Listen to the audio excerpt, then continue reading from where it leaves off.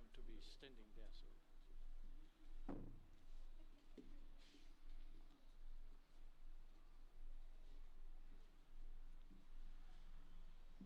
Good afternoon. We apologize for the slight delay. So welcome to today's briefing. Ladies and gentlemen, the COVID-19 pandemic has overstretched health systems globally and presented risks of increased burden of other major infectious diseases, especially in low and middle-income countries.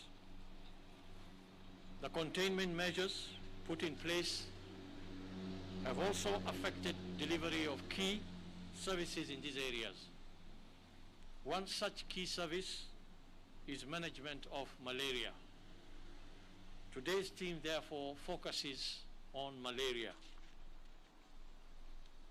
Interaction, if any, between COVID-19 and malaria in terms of clinical outcomes is currently poorly understood. What is clear, however, is that symptoms of the two diseases are quite similar, and this can present diagnostic and clinical management problems, especially when diagnostic capabilities are limited. The malaria symptoms are similar to those of COVID, that is fever, weak joints, lack of appetite, among others. The majority of our people have been getting these symptoms and may be suffering from malaria, but have shied away from visiting health facilities. They are only forced to seek medical attention once their situation worsens, and this has posed great danger to their health. The National Malaria Program in the Ministry of Health is charged with the responsibility of coordinating all efforts to prevent, diagnose, control, and eliminate malaria in the country. The program brings together all stakeholders involved in the fight against malaria and seeks to ensure that resources in this fight from both domestic and foreign sources are deployed effectively and efficiently. The program's strategic work focuses on both prevention and treatment of malaria. In prevention, its activities center around providing access to and distributing long-lasting insecticide-treated nets, indoor residual spraying in some of the endemic counties, and prevention of malaria in pregnancy. In treatment, it provides anti-malarial drugs and trains healthcare workers on clinical management as well as diagnosis of malaria. The National Malaria Program works with various partners to procure life-saving commodities such as insecticide-treated nets, anti-malarial drugs, and diagnostic reagents and kits. According to data from the National Malaria Program, about 5 million people are treated for malaria each year in Kenya. Our health facilities have been treating about 300,000 people every week for malaria. However, since the COVID-19 pandemic struck, we have noted that the number of people receiving treatment for malaria in our health facilities has dropped to about 100,000 per week. And this, of course, is not something that we want to continue. This needs to be corrected, and we need to be able to get people to visit facilities anytime that they feel they have symptoms that might indicate that they have malaria. Why is it that we are seeing this drop? Our medical research experts attribute this drastic drop to the fact that majority of those who develop malaria symptoms prefer to go and self-medicate themselves during this pandemic time by purchasing drugs from chemists.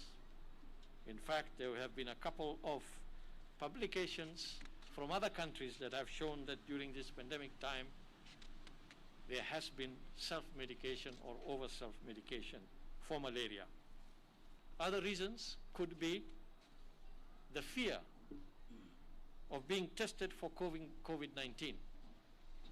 Remember that the symptoms are similar, so people might fear that if they go to a facility, they will be tested for COVID-19, and you know all the other issues around the stigmatization of this disease. While another reason could be that people actually fear visiting health facilities because they think they might contract COVID-19 from these facilities. We want to say that all these are not founded on any fact, and there is no need for those who require medical services to have fear of any nature to be able to present themselves to get treatment at the right time so that they can save their lives. All these are very misinformed notions because regrettably, majority of those with malaria who fail to seek proper medication in good time when the disease is still mild end up doing so when they have severe malaria. This could complicate their health status, as it is likely that some may lose their lives if they do not get the proper medical attention. It is for this reason that we are today appealing to our fellow Kenyans that whenever one develops malaria-like symptoms, they should present themselves for medical attention at the nearest health facility instead of self-medicating or shying away from visiting health facilities. Failure to do this could lead to severe malaria, which can lead to death. Severe malaria is caused by delayed diagnosis of malaria, late seeking of treatment, wrong treatment of mild malaria, as well as resistance to first line of anti-malarial drugs.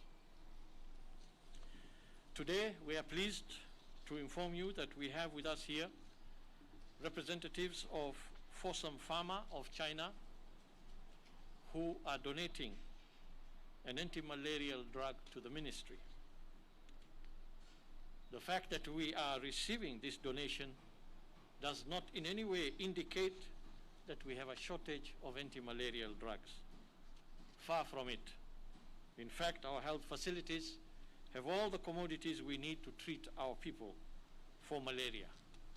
However, we do accept any donation coming from well-wishers that satisfy our requirements of quality and standard and that boost our supply lines.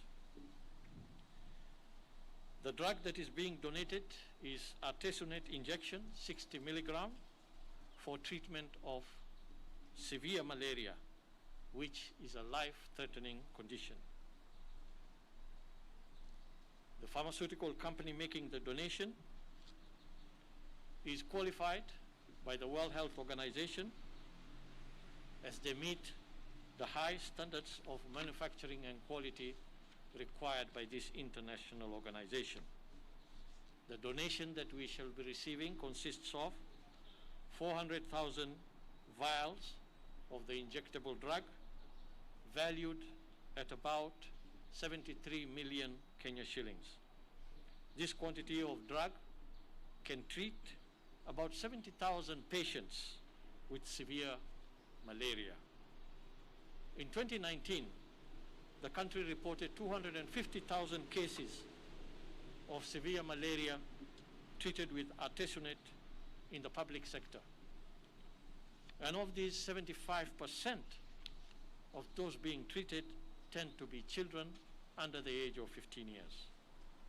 So this donation is really going to boost the stocks that we already have and will contribute greatly to the treatment of severe malaria, especially in children.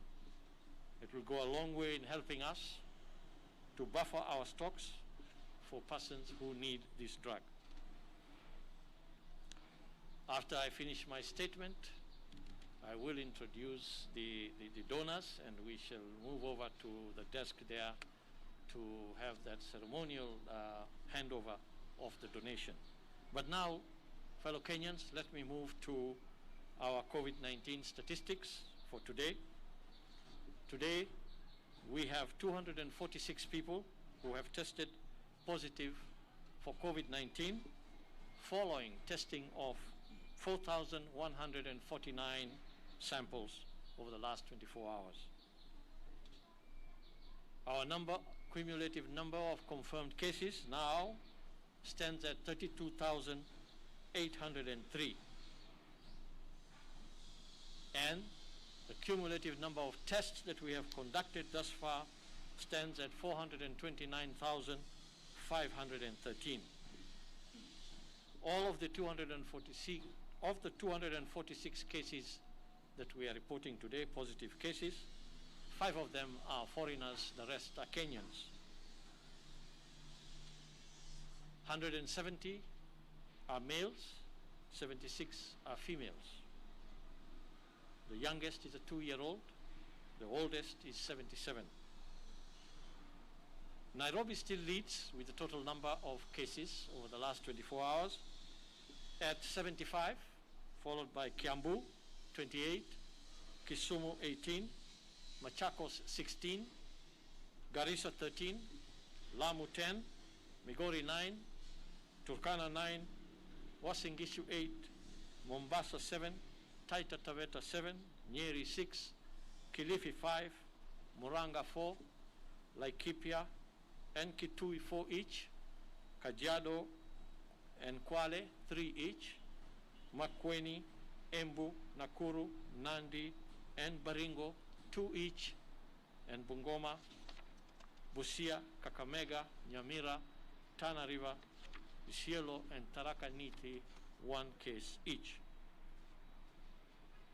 The 75 cases in Nairobi come from Kasarani, 8, Embakasi South, Makadara and Westlands, 7 cases each, Embakasi East and Kamkunji, 6 cases each, Dagoretti North, Dagoretti South, Embakasi West, Kibra and Langata, 4 cases each, Mathare and Waraka, 3 cases each, Embakasi North, Roysambu, Starehe and Embakasi Central, 2 cases each. In Kiambu, the 28 cases are from Thika, 15, Kiambu 6, Kikuyu 9, Githunguri and Kiamba, 1 case each. The breakdown for the other counties, you'll be able to get it from the document once you receive it.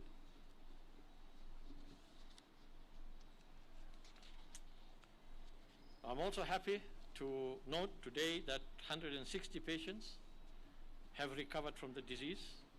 120 of them have been released from home-based care program, and 34 have been discharged from the various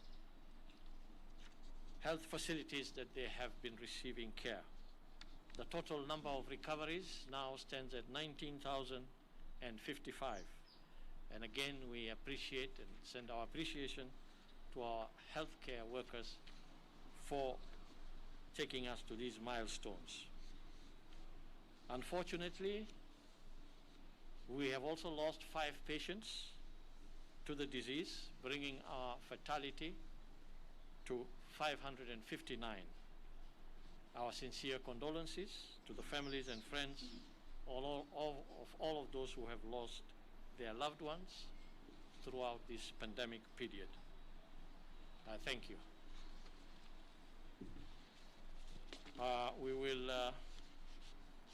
We'll take the questions, a few questions, and then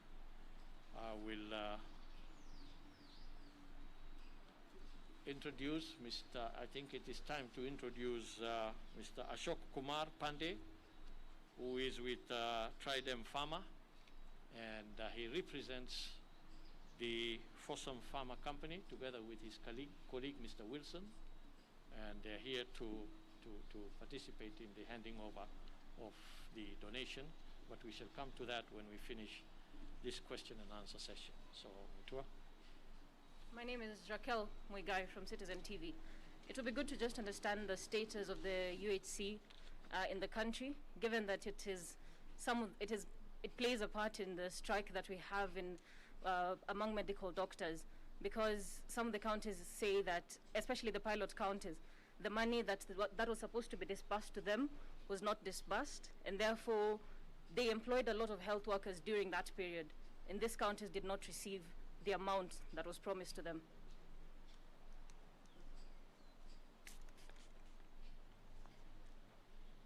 Naoma Sampao from NTV. Yesterday you said that there is no reagents and that's why the numbers are low.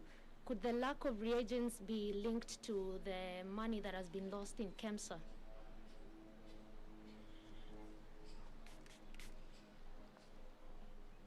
Sada Hassan, KTN News.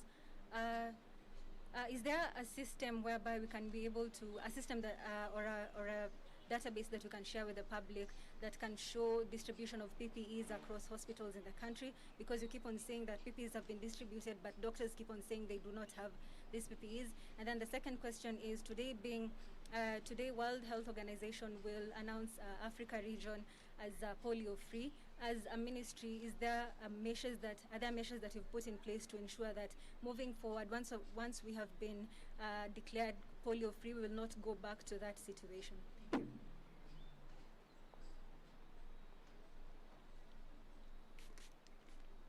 Ujambo katibu, naitwa Boni kutoka Euro TV. Ningependa kusema ukweli, tuambie hivi, kwa mtazamo wako hivi, unaona kama nchi tumepiga hatua dhabiti ya kufungua mashule tena bandani huu mwaka? Okay. Good afternoon. My name is Agri Omboke from the Daily Nation newspaper. My question relates to the circular that was sent to by universities to medical students to prepare for exams. We have received complaints that some of these universities have not actually, the students have not completed their coursework. And here they are being compelled to go and do exams with some course units yet to be completed. In your view, will that have a negative, will it have an impact on the quality of medical practitioners coming out of these universities, or is it something that the missing parts of that coursework will be covered after they graduate as medical practitioners? Kindly comment on that. Thank you. Okay. Thank you. Thank you. Regarding the status of universal health coverage and the activities that the ministry is rolling down together with the counties on the UHC journey, I want to tell you that that process has been ongoing for the past more than 2 years. As you know, we ran through a pilot for 1 year in 4 counties, and based on the lessons we learned from that pilot, we have scaled up to all the 47 counties. The agenda is still on, the activities are on. However, I think there may have been challenges because of the COVID-19 pandemic and the response to the COVID-19 pandemic. As you will agree with me, that the measures that have been put in place to contain this pandemic have disrupted many activities, including in certain cases some of the activities that we are rolling down under UHC. However, I think that if anything, that this pandemic, any silver lining that it may have under that dark cloud, is that it has allowed us an opportunity to accelerate the efforts of strengthening our health systems, which was the fundamental aim of UHC. It's at the primary level to be able to build up primary health care and to strengthen our health systems. This pandemic has provided us an opportunity now to be able to actually do that. And the fact that We are putting in resources related to COVID in health system strengthening is also enhancing our work in the area of UHC. If you say funds have not been received by some counties, funds that were earmarked for them for the UHC, I'm not aware of that information, but if indeed such information is there, we will need to look at that and see which particular funds are we referring to here. You indicated that this may be funds that were meant to pay healthcare workers. I do not have the facts on hand as to which funds might have been affected in the UHC program because of the COVID-19, but we might be able to respond to you at a later date on that. The second question was regarding the lower level of testing that we are carrying out now,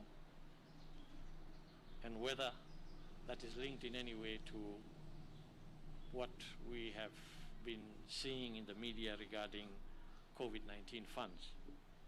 I want to say that this is not the first time that we have experienced breaks in the supply chain of these reagents for testing. We have in the past told you here when we have constraints in that area and the reasons why. The reasons are very clear. These commodities for testing are rather scarce and they are in high demand globally. So that supply chain is not very stable.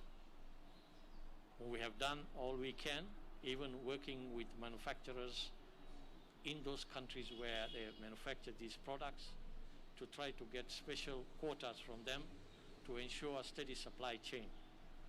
What we're experiencing now is a temporary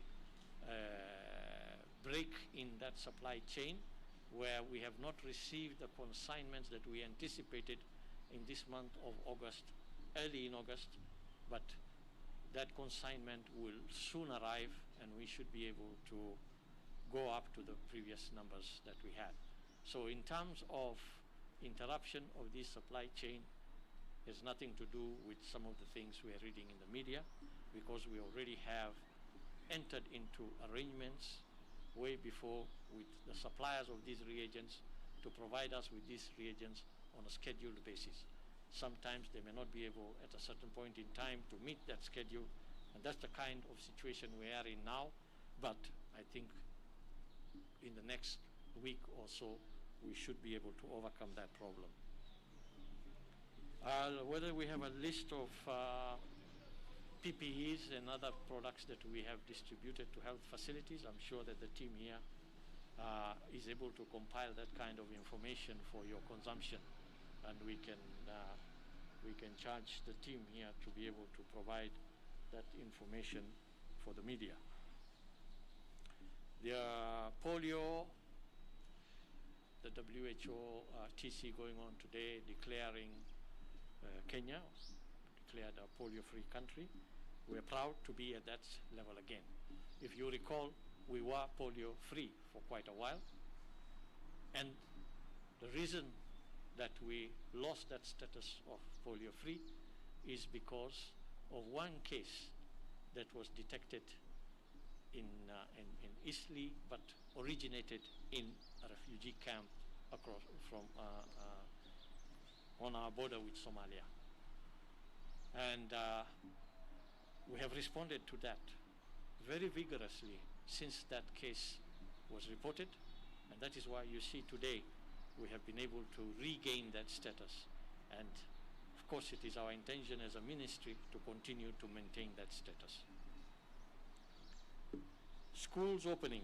There is discussion around opening of schools, as you know very well, and that is an area that requires wide consultation and discussion, because education is a different sector. There are many sectors that will need to meet and discuss this. Protocols have also to be developed if indeed that is to happen, and I can tell you that these discussions are ongoing. Hopefully we will be getting some direction or decision on what is going to be done, not only in the area of schools, but some of the other containment measures that are in place. Remember that we are now approaching almost the 1-month extension of the curfew, so we expect that the head of state should be making a statement that will address some of these issues very shortly. Regarding the medical students who you say have been recalled to come and sit their exams, for us as a ministry, I think our major concern is whether that kind of environment would be contrary to the measures that we have put in place. So as a ministry, ours is to work with the Ministry of Education and to be able to lay down the proper protocols that will ensure that, one, we adhere to the restrictions that we have put in place to minimize the risk of transmission. That is a primary concern in this public health response as far as that is concerned. Of course, the quality of education that we get of our students is also of concern, but really that is under the mandate of the Ministry of Education and some of our regulatory institutions, but I cannot comment on that because I do not know the circumstances that you state that students who have not completed their coursework have been recalled to do an exam. We don't have that information.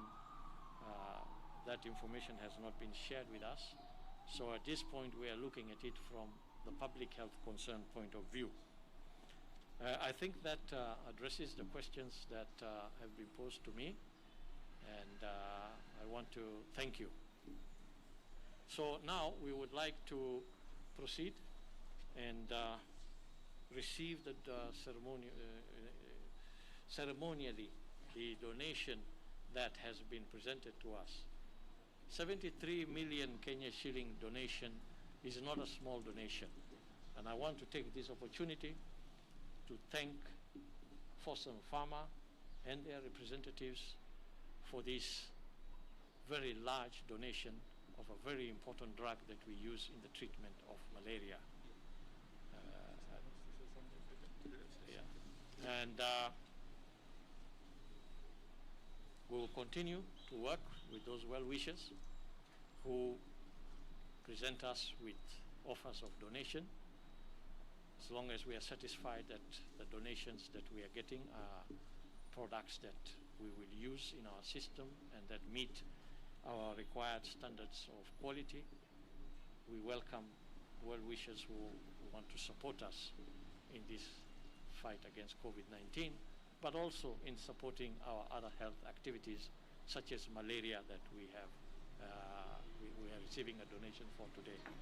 Allow me then to just give an opportunity to my colleague here to say one or two words about this donation.